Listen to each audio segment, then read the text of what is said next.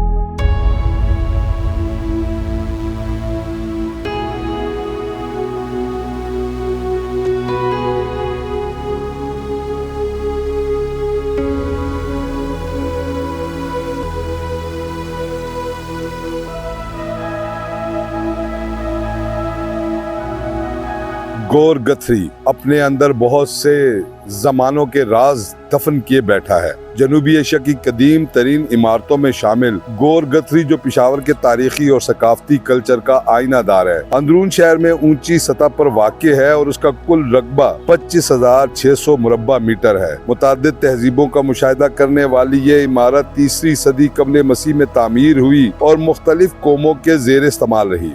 गौर गथरी जो कि संस्कृत का लफ्ज है जिसके मानी जंगजू का कब्रिस्तान है, जिसे बाद में हिंदुओं ने उसे अपनी इबादतगाह के तौर पर भी इस्तेमाल किया। कहा जाता है कि बुद्ध मत के मानने वालों के लिए ये इंतहाई मुकद्दस जगह थी। यहाँ गौतम बुद्ध के मुकद्दस चीजें रखी गई थी। हिंदुओं ने भी इसे अपनी इबादतगाह के तौर पर इस्तेमाल किया और यहाँ पर आने वाले हिंदू लोग अपने सर मुंडवाते थे। कहा जाता है कि मौजूदा इमारत मुगल बादशाह शाहजहां की बेटी जहांआरा ने तामीर कराई। जहांआरा ने इसमें एक मस्जिद और एक सराय भी तामीर की जहां दूर दराज से आने वाले लोग ठहरते। तारीख की मुख्तलिफ किताबों में इसे सराय जहांआरा के नाम से भी याद किया जाता है। पेशावर अपनी जोग्राफियाई हैसियत की वजह से हमेशा अहमियत का हामिल रहा है और सदियों से तिजारती काफिले यहीं से गुजरकर वस्ती एशिया को जाते थे। कहा जाता है कि गौर गठरी को भी ताजिर अपने रहने के लिए इस्तेमाल करते थे। मुगल सल्तनत के बाद जब सिख हुकूमत आई तो सिख हुक्मरानों ने मुगल शहजादी के बनाई हुई मस्जिद तबाह करके उसके शुमाल में सिख यात्रियों के लिए गुरु शांत मंदिर जो अब भी मौजूद है बनाया, जिसको सिख शिवा के लिए इस्तेमाल करते थे। और उसके नजदीक एक बहुत बड़ी सायादार दरख्त भी है जिसको बुद्धि के नाम से याद किया जाता है, जो हिंदू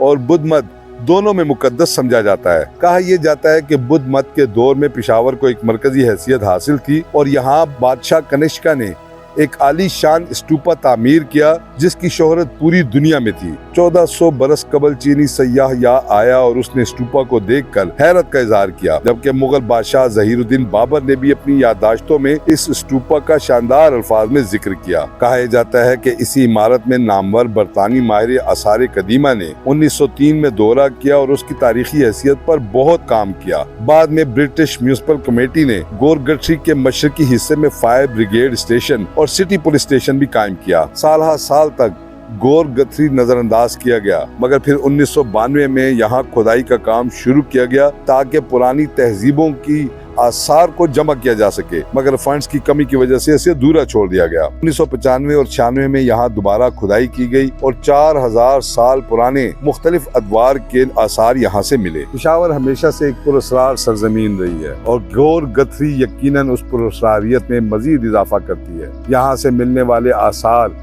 इस बात के शाहिद है कि ये शहर हजारों साल से जिंदा है। गौर गथरी एक पब्लिक पार्क में तब्दील की गई है जहाँ बच्चे इन आसार कदीमा को शदीद नुकसान पहुँचा रहे हैं, मगर इसके बावजूद कोई दर्द दिल रखने वाला अफसर या हुकूमत ऐसी नहीं जो इसकी ज़बूहाली पर गौर करे और इसको वापस अपनी असल हालत में बहाल करे। अगर गौर गथरी इसी बेतनाई का शिकार रही तो एक वक्त ऐसा आएगा जब ये तारीखी आसार मिट जाएंगे। अफसोसनाक बात यह है कि करोड़ों रुपए लगाकर जहां खुदाई करके पुराने आसार मिले, वो आसार अब एक ढेर की शक्ल इख्तियार करते जा रहे हैं। बच्चे और बड़े उन आसार में बासानी उछलते कूदते फिरते हैं। हालांकि वो जगह ऐसी है कि जिससे हम अपनी तारीख के बहुत से असरार और बहुत से भेद पा सकते हैं।